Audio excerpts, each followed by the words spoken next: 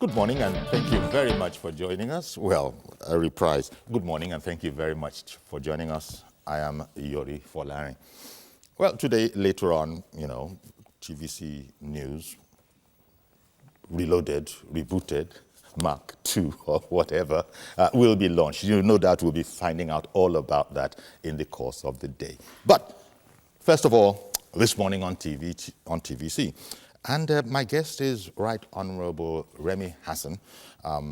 He's a two-time member of the Ogun State House of Assembly, former Deputy Speaker, in fact, and is the spokesperson these days to Prince Dapo Abiodun, the APC governorship candidate in Ogun State. Thank you very much for coming. It's my pleasure. Always. Indeed. It's been quite a while. There was a time when you were frequent, but that was in the time of, shall we say... Back in the days when we were in the trenches. Activism. A lot of activism going on. Anyway, here we are smiling now, but you probably weren't smiling as much on Monday the 11th. That was the Ogun State, the presidential rally in Abeokuta. And, well, it was carried live, and there were... The pictures that were received were not exactly quite as expected, considering that it was an APC event. The president was there, the vice president was there, the party chairman was there, and then it sort of broke down almost in the sense that we could see, I mean, look, you know the picture. Security personnel had to shield and enshroud the president and all the important guests because of what clearly was some form of irritation in the crowd. Now, it's one thing to be watching it at home. You won't exactly know what's going on. You get a very good idea, but you were there in the venue. How bad was it? Very bad. A state of anomie for a great state like Ogun State that has produced men and women of immense enigmatic background. Too bad, too sad. The presidential rally of February 11th was meant to hold on February 12th, but some last-minute adjustment in the schedule brought it back to the 11th. And of course, we've been ready since the 31st. That was supposed to be the initial date, so it didn't take us unawares. It's just a question of we making ourselves available. There is a Presidential Campaign Council that is to own the program, really. And at the level of the state, the governor is the coordinator of that council. So effectively, the governor spearheads the arrangement that puts the venue in place, preparation for the entire program. For us as faithful party men and women, it's just to make ourselves available and welcome the president, to let him know that he has the support from the people of Ogun State, beginning with his party members. But build up to that day, there had been quite some upheavals in the party, especially towards the end of last year, as touching on the selection of candidates. It turned out that someone that the governor did not prefer, or still does not prefer, got it, and hell was let loose. The governor tried everything he could to ensure that the decision is reversed, but it was unsuccessful. He himself admitted it by saying he went to the villa 28 times, and I'm sure if you search through the newspapers about that time, there will be records that such statements were made. So his followers decided that they were moving to APM to realize their political dream. That should have put an end to the entire crisis. What does APM mean? APM is a new party called the Allied People's Movement. Okay. That's the party that they moved to. That should have solved the problem.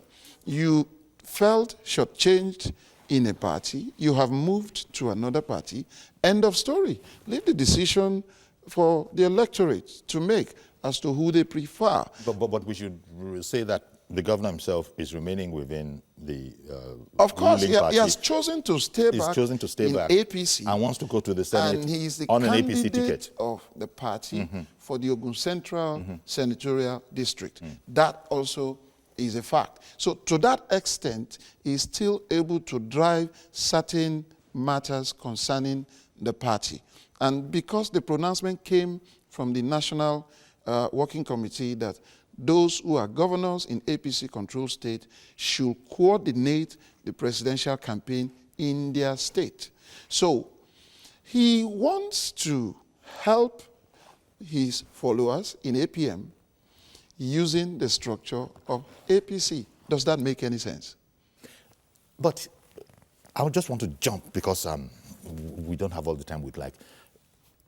The governor was seen plaintively begging the crowd in Yoruba. I'll get to that point. Let me just give you a chronicle of what happened. Don't wreck my achievements here. He didn't just get to that place by accident. Because he was begging them, please, this is what the naysayers wanted to happen. Don't wreck our efforts here. I'm begging you, I'm begging you. Logically speaking, could he have been talking to APC members? I need you to apply logic to that. You don't think so? I don't think so, and I don't expect that you should also think so. Because it's not logical that it is APC members that he will be begging not to stone the president.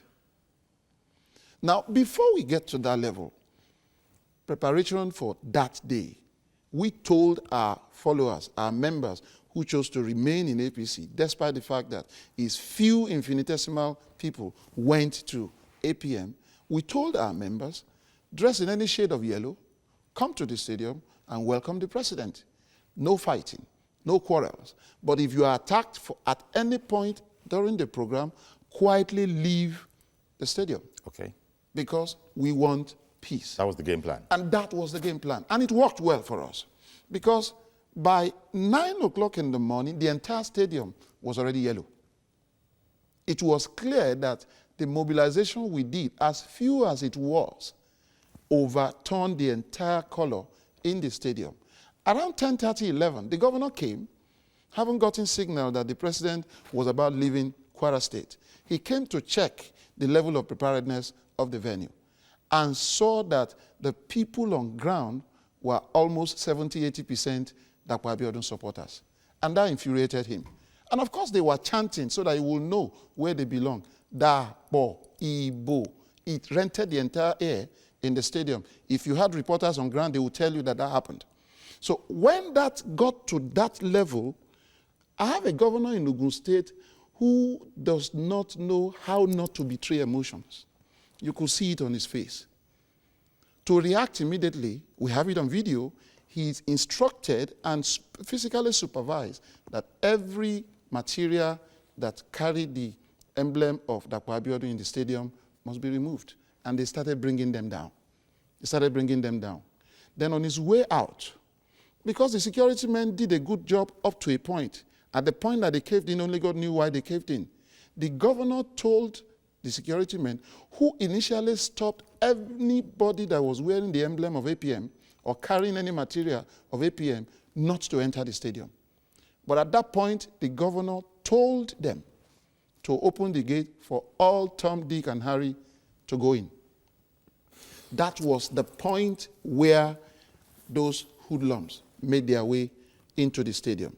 And when that happened, President was now about arriving, and governor left. Apparently, he has left instruction for his people, get rid of anything yellow in that stadium.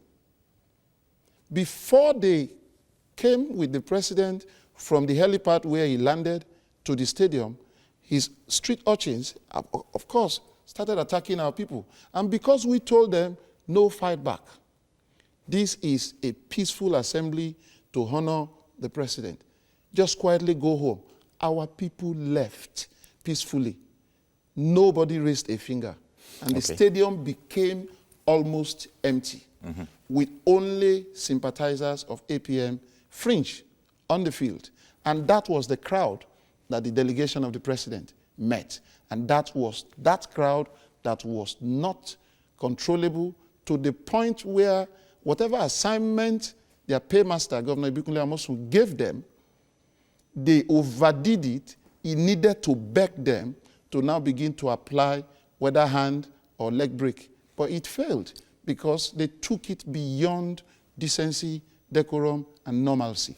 Yeah. And the governor ended up not just embarrassing himself, but the entire Ogun State and anybody who is a Nigerian that has love for this country, that a president who is the commander-in-chief of the armed forces was so disgraced in a state like Ogun, where it shouldn't have been. The National Working Committee of APC has said that it's going to look into the matter and that if, depending on its investigations, it will be sanctioning the governor.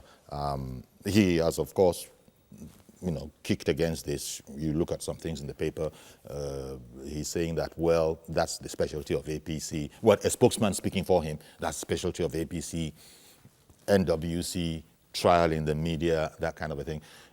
But the plaintiff begging, only those who were there and who know the background of Governor Amosun begging the crowd, please do not wreck all our achievements, all our work.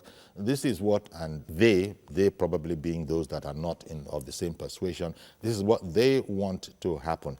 It was a sight for sore eyes, so to speak. We couldn't understand it. You have the president, you have the vice president, you have the chairman of the party, just everybody that you want to be on your best behavior for, it went the way it did. One probably has to hear from Governor Amosun, who probably will be denying all of this. I would have expected that you will have brought someone from his own side here, so that it's not easy. It's not easy to get there. No, we will be speaking to fact and not passion or emotion. We'll be speaking to fact. The truth of the matter in the circumstance is that as much as the governor had a point to prove to the delegation from Abuja that he's in control, to prove that the decision to move to APM with his followers was not born out of well thought out process, to prove that he has what it takes to win election. Yes. All of what happened at the stadium was a script. And in acting it out, those that were designated with roles played not according to what the director said. The director in this case is Governor Amosun. Okay. And in playing out that script, the director never knew that the script himself will reveal his own person to the whole world. So damage control is what I saw, what he was doing as. Okay. And even the damage control was causing more damage for him if he understood what exactly the things that he's saying represented. Let me bring in, Joshua is calling in from Irewole in Ogun State. Good morning, Joshua. Good morning, sir. Uncle Yori, how are you? Thank you very much for calling, sir.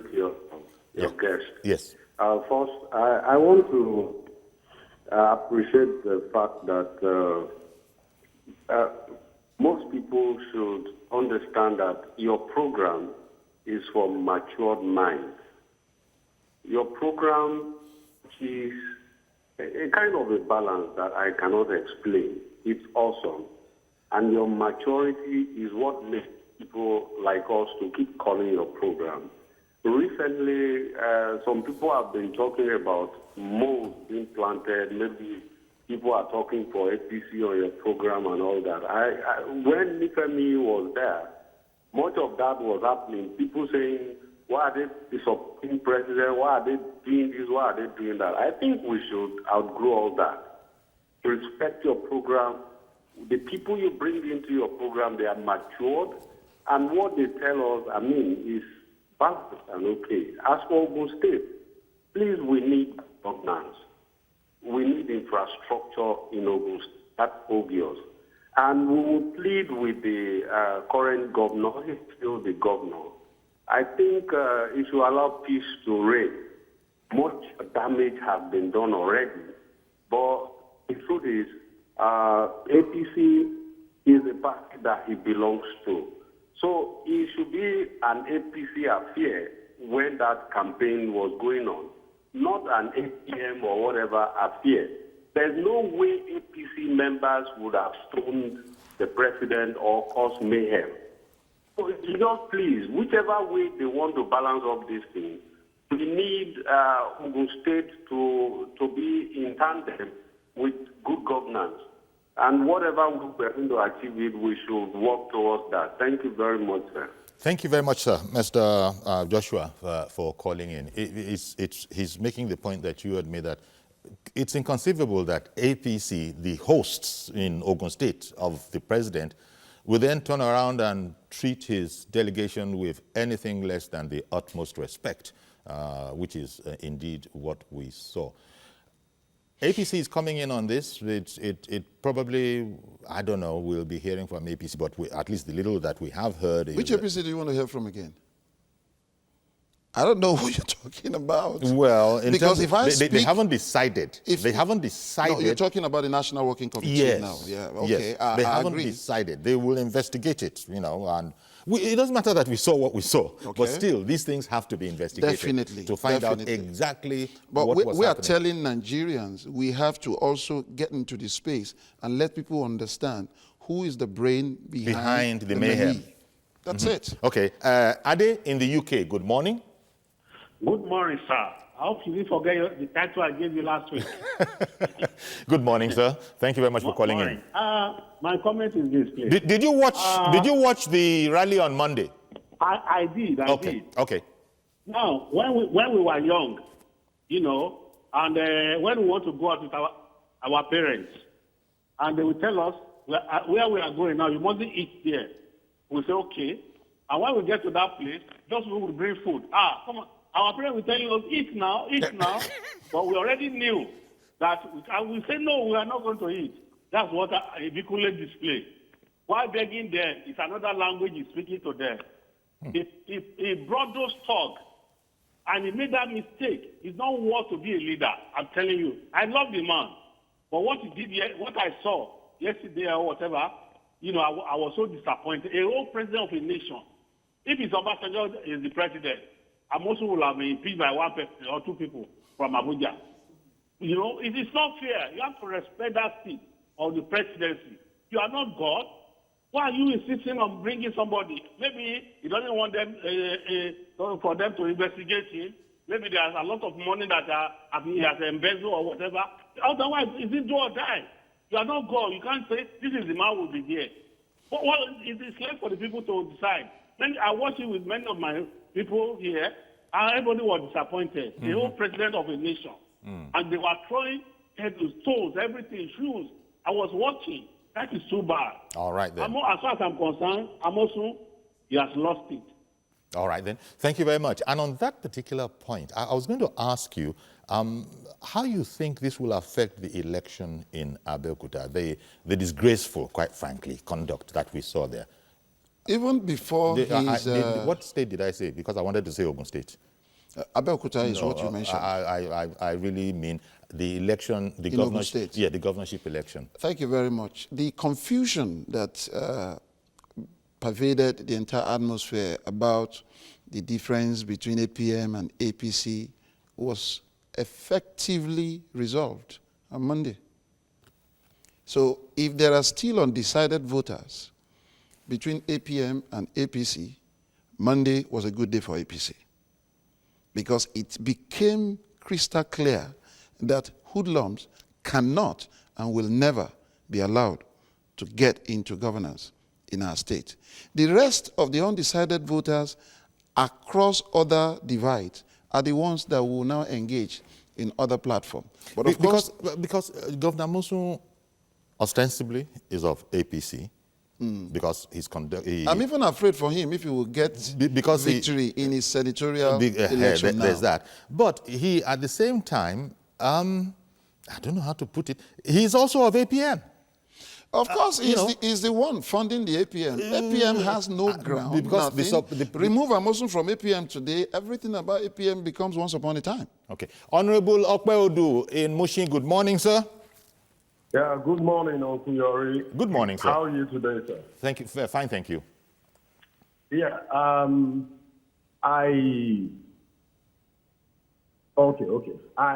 was at the scene on Monday, and I can confirm to you that I'm an eyewitness to what happened in Ogun State at the stadium. and it's quite unfortunate.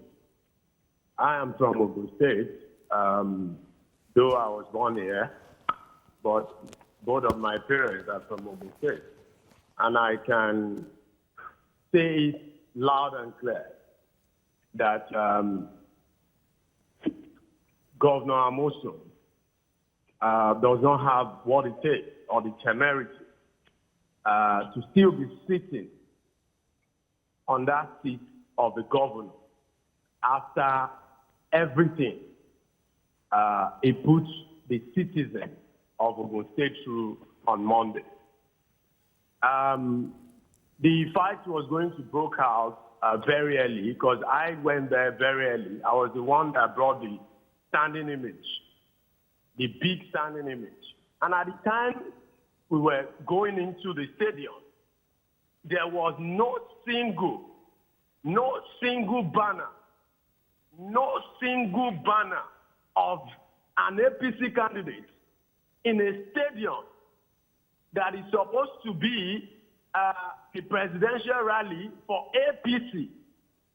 There was no single emblem of Dr. Dapo Abiodun in that stadium. And so when I came in with that standing image, that brought a lot of confusion, and immediately, they wanted to start, they wanted to break out a fight there, but I was able to calm the situation. And before you know it, they had to call Governor Amosun immediately at that thing. And that was why he came there before the time. Ordinarily, what I'm saying here is that this is democracy, and we should allow democracy to thrive.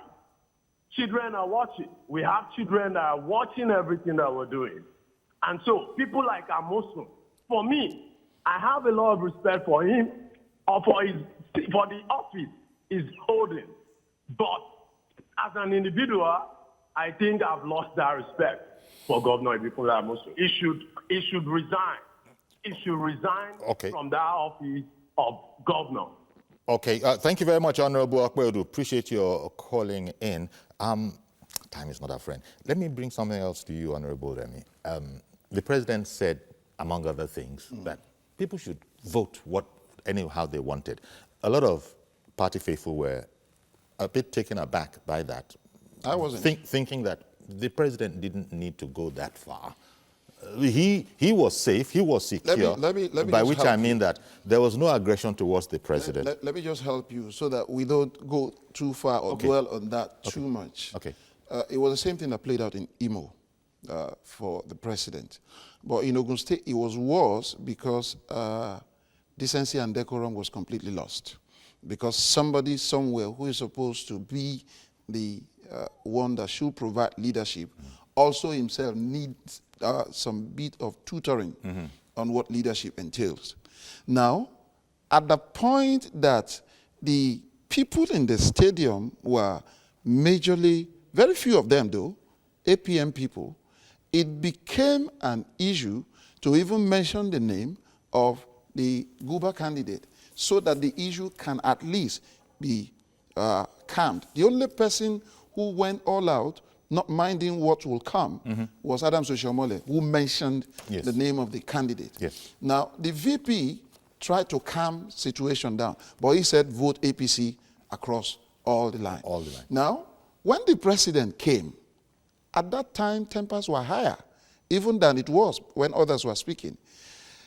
He became a selfless, dispassionate leader. He simply said, this Saturday and March 2nd, vote for whoever you like. He wasn't talking to APC members. Those are APM members at the stadium. Okay. So go and vote the way you like. Okay. Kolawole in Lagos Island. Good morning, sir. Good morning, sir. Okay. Go ahead, please.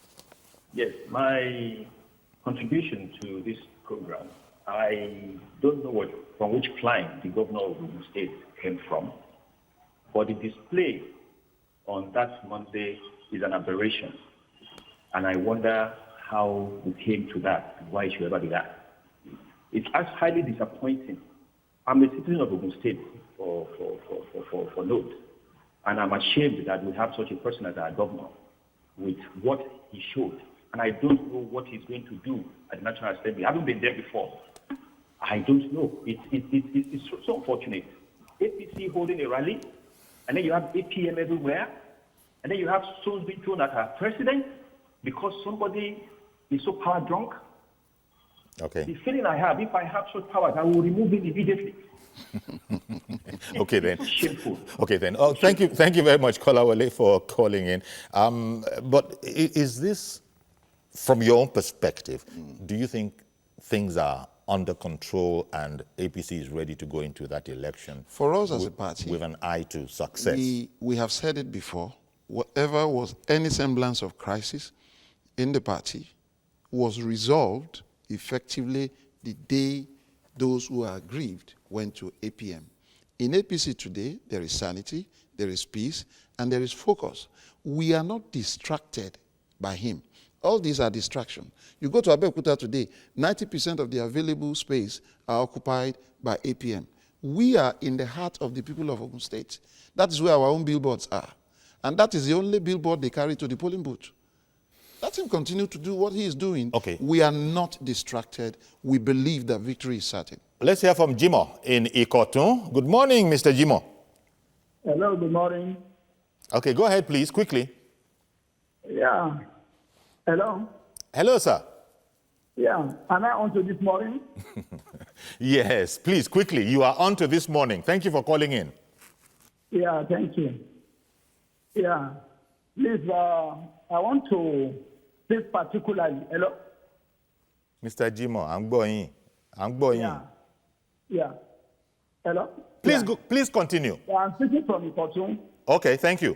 In respect of what happened last Monday at APC presidential rally, you see, I see it as a failure of APC as a party to manage its internal crisis. Because if you look at it, when the primaries were going on, they have different rules. Some areas they use direct primaries, some other areas indirect, some areas consensus. All this put together creates crisis. All right, thank you very much. I really appreciate your call, but time. But we've registered what you've said, that you feel this is a failure of APC to manage its own affairs properly as far as Ogun politics is concerned. Thank you very much for calling. I disagree with Mr. Jimo. The issues were resolved, and those who felt aggrieved, who couldn't explore further mechanism within the party to get their issues better attended to, chose to get out. Yes. That means it was done and dusted. Okay. So if anybody is raising any dust after, we are not bothered. Now, the Vice President had said, vote APC across board. That is why we're here. We are here for APC. We don't know about any other party. This is, so that was the Vice President's admonition. And he still said it yesterday because he campaigned yesterday with the candidate in Agowe, and it was a massive turnout. Okay. If you have clips of those rallies we've had, you will agree with me that the mood in Ogun State is already pointing in the direction of victory for Prince Dapo Abiodun. I think that's a fine place at which to leave it. Former Deputy Speaker, Ogun State House of Assembly, and spokesperson to Prince Dapo Abiodun, APC governorship candidate in Ogun State. Right Honorable Remi Hassan, thank you very much for coming. It's always my pleasure being here. Indeed. So that's the first segment. We'll take a break. We'll be right back, and we'll have a different guest.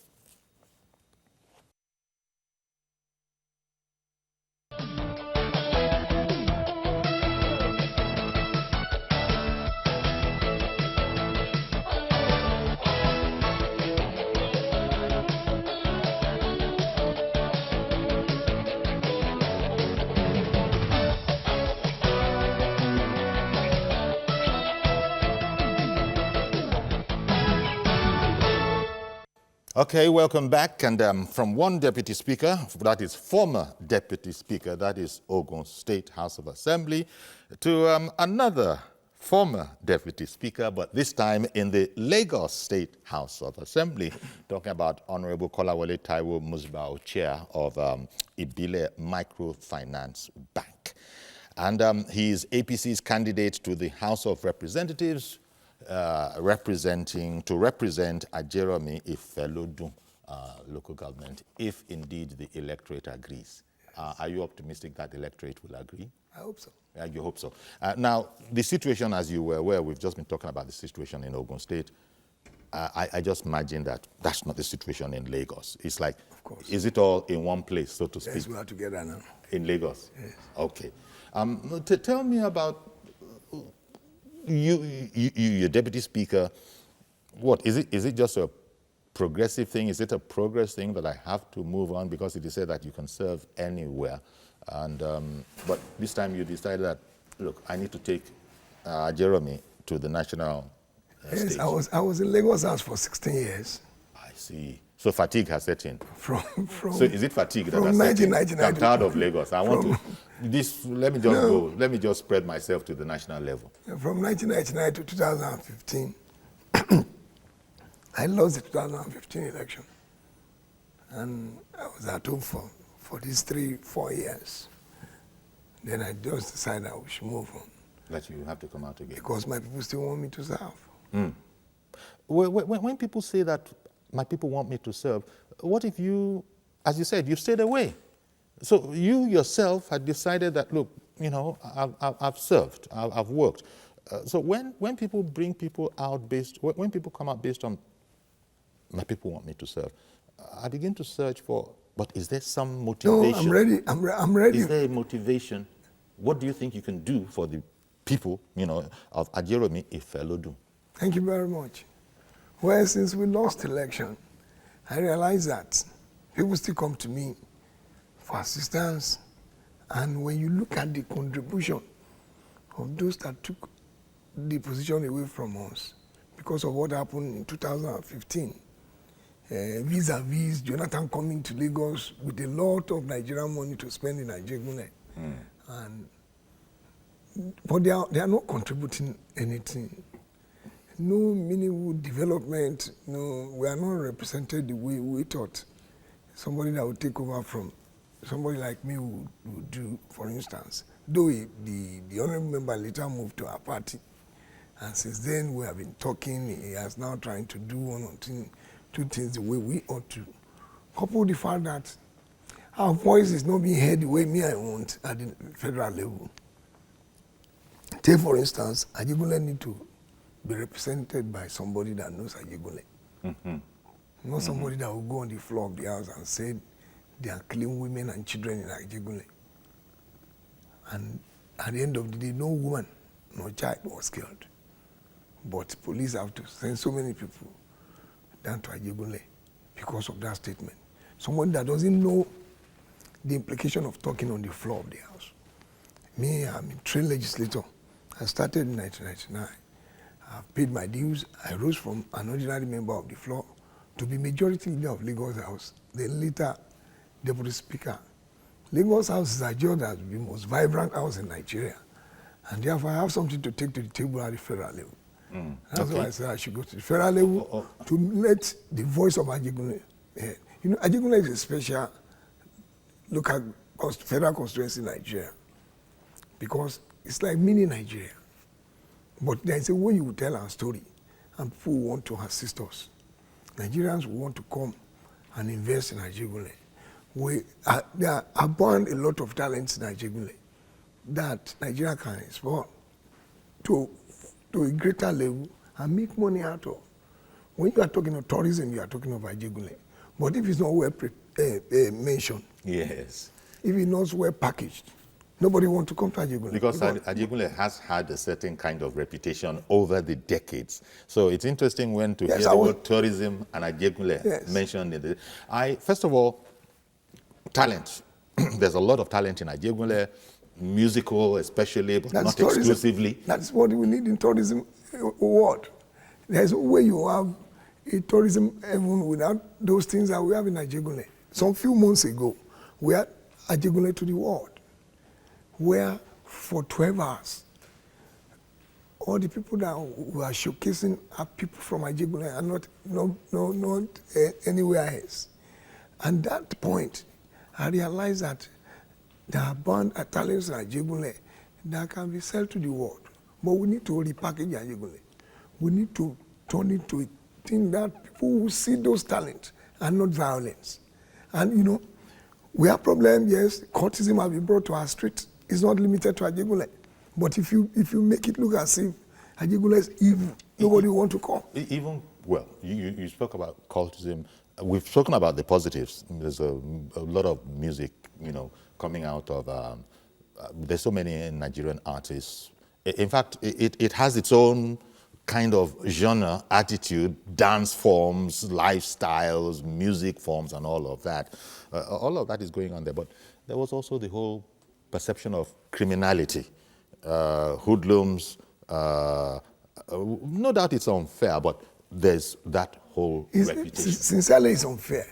You know, my problem is, particularly when those things are coming out from the mouth of people that are supposed to know Ajegunle. Me, I can move around Ajegunle anytime. I'm an AJ boy, and I'm not afraid of Ajegunle. I know the black spots. Yes. And it's not limited to Ajegunle alone. No, it isn't. It's about the entire Nigeria. Courtism to the street is not limited to Ajegunle. But there's a way we are. Me, I said, okay, give me this chance. I'm going to build a youth center where we will reorientate. Because I realize that our youth are picking wrong role models. And when you pick wrong role model, you will tailor your life along that wrong way, and you become a bad one too. Is this something you've been articulating on the campaign trail? Of course. And what has been the reception? Because there seems to be something about, you seem to be inviting people to consider a change of attitude, so that we can come out of the perception. Yes, because we know everybody's hands must be on deck to remove those bad image, bring the beautiful part of Ajegunle that can be sold to the world. We have multicultural, where is multi-ethnic, multi-religion. And our diversity is supposed to be our strength, not weakness. Yes, we also have a problem with the modern day violence, like the courtism and everything. But me, I've promised my people that we are going to truncate that flow. Okay. When we build a youth center, we'll have a lecture theater like all. We'll bring people that have passed through Ajegunle, that are making it, that will come and do talk show with our children. Let them see that there are more to Ajegunle than those street urchins. Okay, because when people that are going off to the National Assembly especially talk about, in your case now, it's Ajeromi Felodu, when they talk about doing this and doing that, actually the lawmakers, you people are going there to formulate laws, but oftentimes there's nothing we don't hear from our politicians, plus including, I'll build a bridge, I will put a fish pond here. That's not... Brother, no, I'm not going out to say I'm going to do what the executive is supposed to do. No, no. But, you know, Ajegunle have done great thing in my life. I won election when I was 37 years. And I was there for 16 consecutive years. And you've lived in Ajegunle most of your life? Of course. I'm an Ajegunle guy. I'm a poster face. If you say HKT in Ajegunle, I think there is nobody in Ajegunle that will say they didn't know HKT in Ajegunle. Because I was going to ask what the political terrain is like. Where do you feel that people, there are other contestants. Yes. Let me not call them opponents. There are other contestants. How do you rate your chances?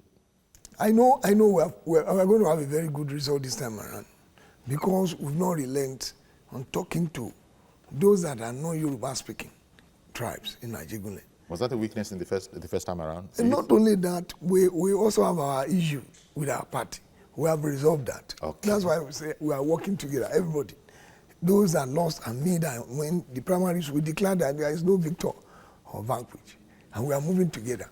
We are assisting ourselves. And we are also talking to, you know, what happened in 2015 was particularly happened because the South, they are always pro our party. They are progressives. But the Southeast, they are conservative. But for the last election, the South also joined the Southeast because the person contesting have a role that is playing in that direction, because they also a South person, and they thought they are voting for their brother.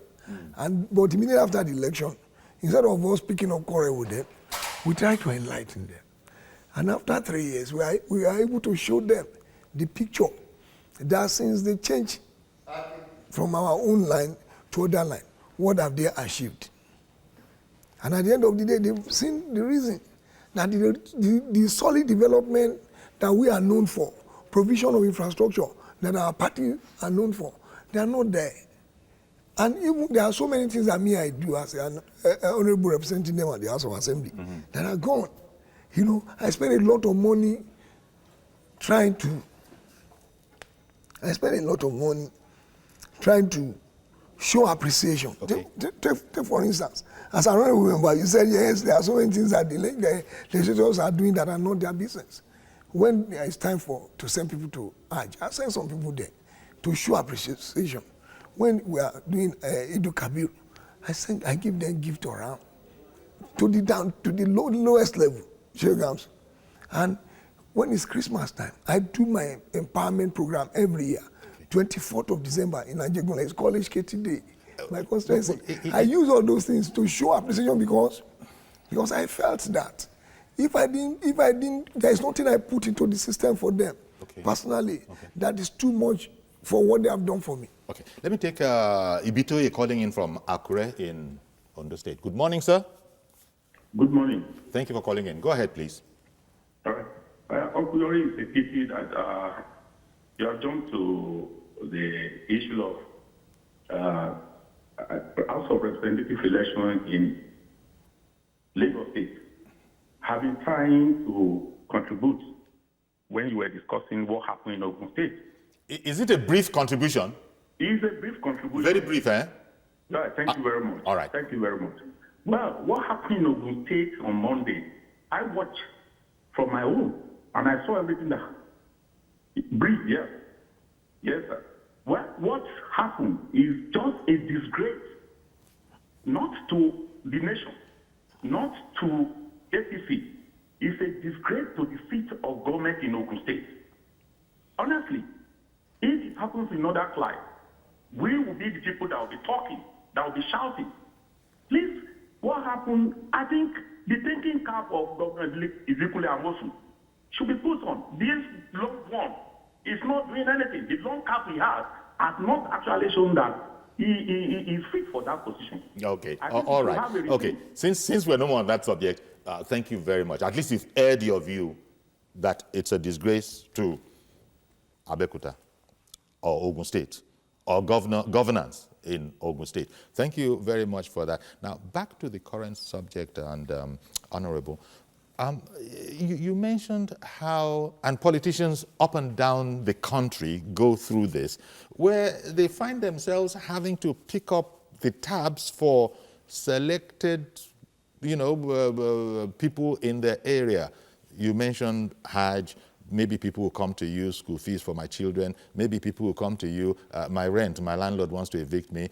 And those are the kind of things that people are saying in our own kind of politics, politicians have to just have a fund for that. Otherwise, people begin to badmouth them. Word travels that, you can't get anything from it. Do you think these aspects of the legislative function, which has to be your primary concern, do you think they sometimes are distracting and sometimes they're stifling, in the sense that I don't think any one individual legislator or aspirant to be a legislator can take care of the problems of all of these people, and all of them will come? They will come. It's How do you guys manage it? And is it something that you look forward to? Because you cited it as some of the ways in which you give back to the people. Yes, there was a time we were in America and we were discussing with one of the congresswomen. And one of us put up this question to her, that this is what people stifle us with, whether they experience it in US. And she said, yes, they have started feeling it too. That people will ask you for money when they are doing naming ceremony or something like that. And she said what she normally do is to write check from a campaign fund and give them. They have, that's the difference between us. We don't have a campaign fund here, as far as I know. Yeah, nobody wants, even if they want to contribute. People contributed into my campaign, for instance. But they don't you don't need to ask for cash. They can do surveillance for you, and do all this. But even when they go for public functions, where they need to be paid.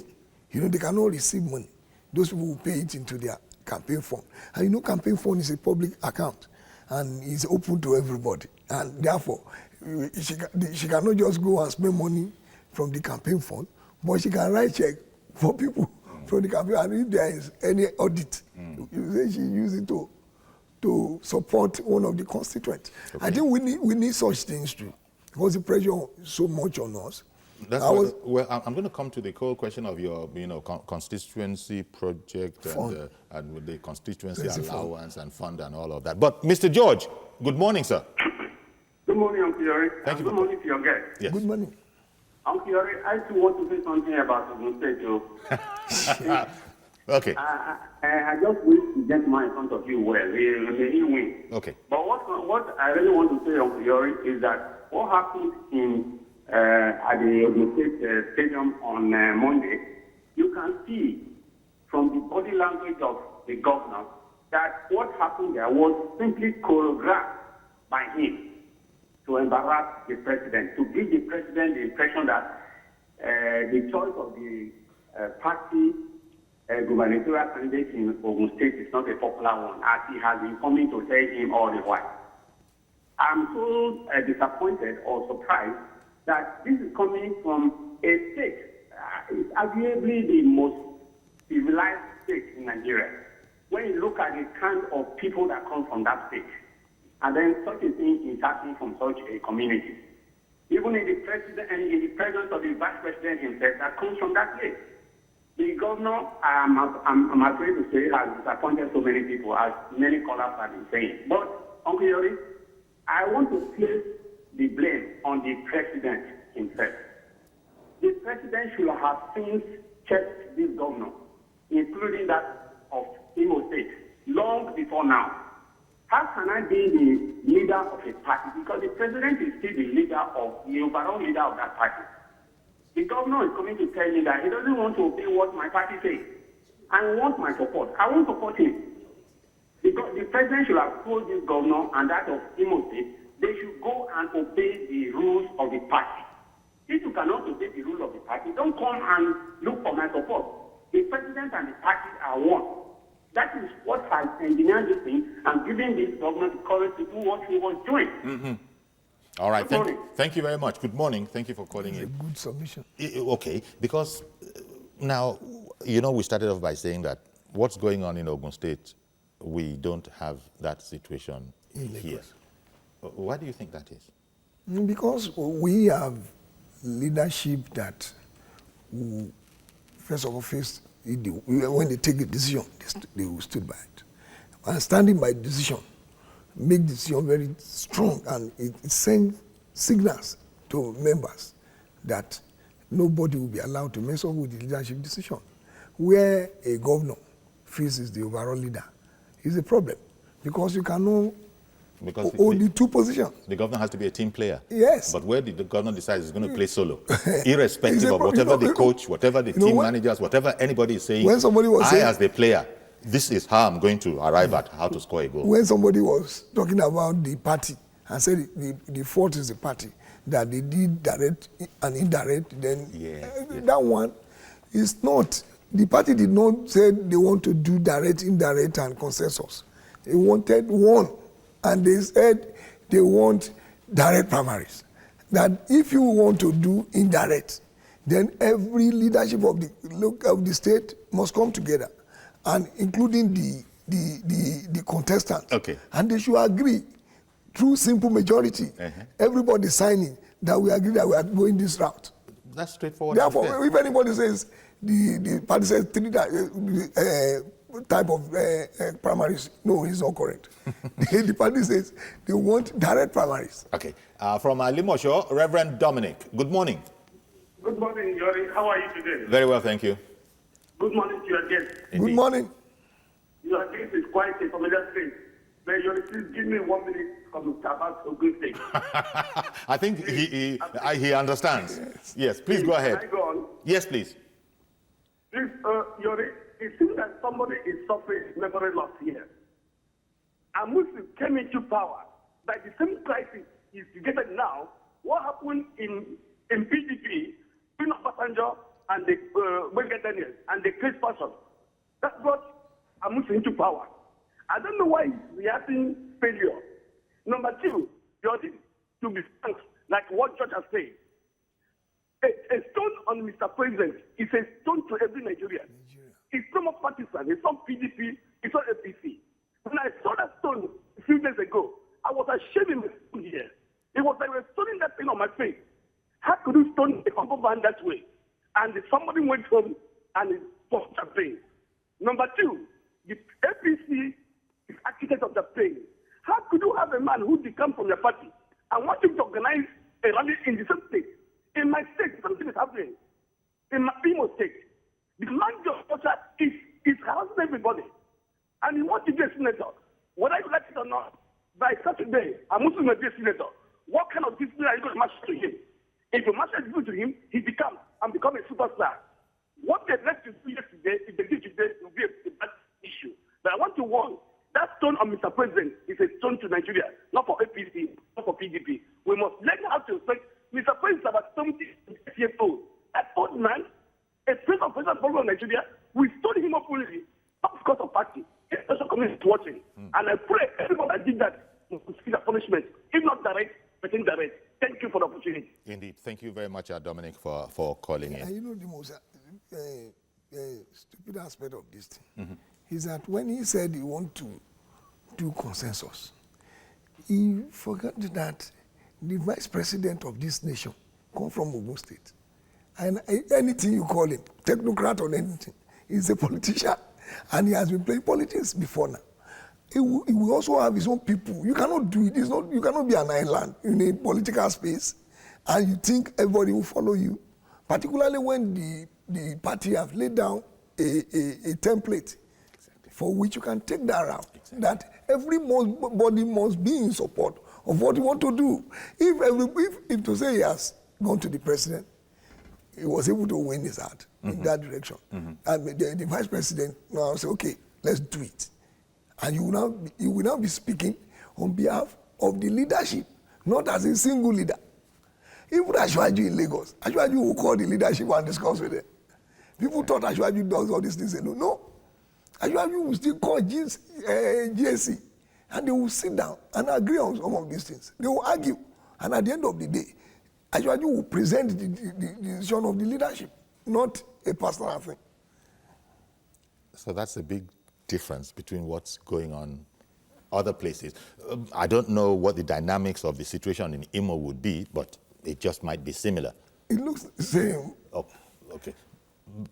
But I want to thank you very much for coming on. They've taken all my time. Exactly. But it's all still party affairs. And as George said, we wish you all the best. Thank you. On election day. Thank you. So thank you very much, Honorable Kolawole Taiwo Musbau, Chairman of Ibile Microfinance Bank and former Deputy Speaker, Lagos State House of Assembly, and the present APC candidate to the House of Representatives to represent Ajeromi Ifelodun. Thank you very much for coming on. Thank you. All right then. So that's our program. Please join us tomorrow for a fresh edition. Nifemi will be in the chair. I am Iyori Folani. Bye-bye for now.